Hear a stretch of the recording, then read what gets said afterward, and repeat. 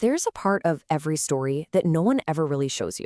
It's the part before the progress, before you even feel motivated. It's what we could call the quiet work.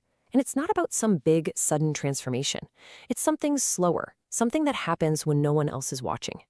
It almost never starts with some grand decision. Usually it's more of a quiet recognition. That moment you realize another hour has just slipped by, and you have that familiar feeling that you're right back where you started.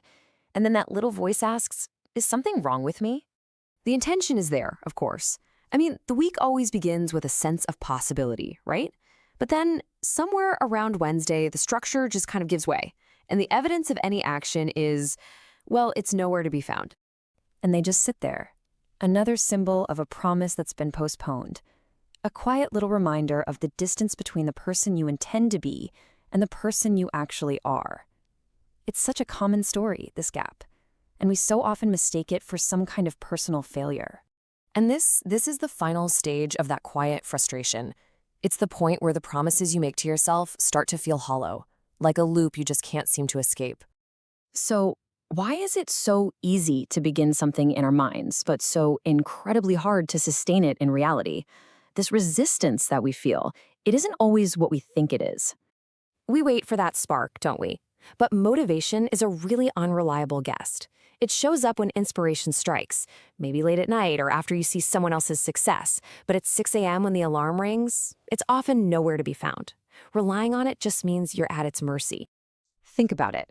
Every single day brings thousands of small choices. What to wear, what to eat, what to say next.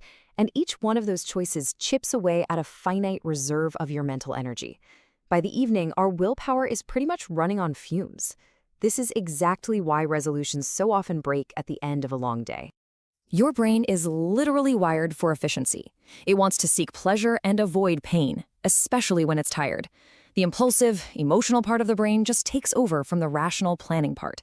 So this isn't a sign of weakness. It's just a feature of our biology. But here's the thing. There is another way of operating. It's an ancient principle that shifts the focus from pushing harder to moving with reality instead of constantly fighting against it. The most consistent people aren't necessarily more motivated. They've just learned not to rely on it. They actually design their environment so that the right choice is the easy choice. It isn't about wanting it more, it's about building a system that doesn't demand constant force from you. And this isn't some new idea. More than 2,000 years ago, Taoist philosophers observed that nature doesn't use brute force. It flows. It understands that while effort moves things forward, sheer force just creates its own resistance. This is the principle at the heart of it all. And it's not laziness, not at all. It's alignment. It's the difference between forcing a conversation and just allowing it to unfold, between forcing a habit and letting it take root naturally. It's about influence through alignment, not through force. So, what does this actually look like in practice? Well, it might look like doing one push-up, not a full hour at the gym. It's removing the small obstacles from the good choice and maybe adding them to the bad one. It's having a sense for when to act and when to wait.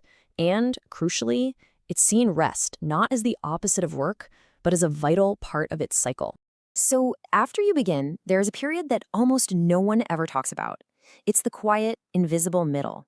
And this is where most people quit. Real change is rarely a sudden leap. It's much more like planting a seed. For weeks, you might not see anything but dirt. But underground, all these roots are spreading. This is the part of the story that just doesn't have a highlight reel. You hit a plateau. You aren't seeing the massive changes you hoped for. And your mind starts to ask that question. Is this even working? This is the test. Not a test of strength, but of consistency, especially in the absence of reward. There's no applause. No one texts you, good job. No one sees you get up at 6 a.m. There's nobody there to celebrate the small, unseen victories. And in this silence, the only voice that really matters is your own. At first, that lack of external validation can feel like a void, but then something shifts. You realize you don't actually need it. You're building something else, an internal engine. You are becoming unrecognizable, first to yourself, long before anyone else ever notices. And if you can endure this test of silence, the reward isn't what you might expect. It's not the external praise. It's a profound internal shift. You kept a promise to yourself. You did the work when no one was watching. And now, When you say, "I'll do it," you actually believe it. That is a different kind of power. It's not just a habit you've built. It's a whole new relationship with yourself, one that's founded on trust. This is the power of quiet, persistent flow. It doesn't need to be loud or dramatic to be unstoppable. It simply needs to keep moving, finding the path forward, day after quiet day. And that really is the quiet truth of it all.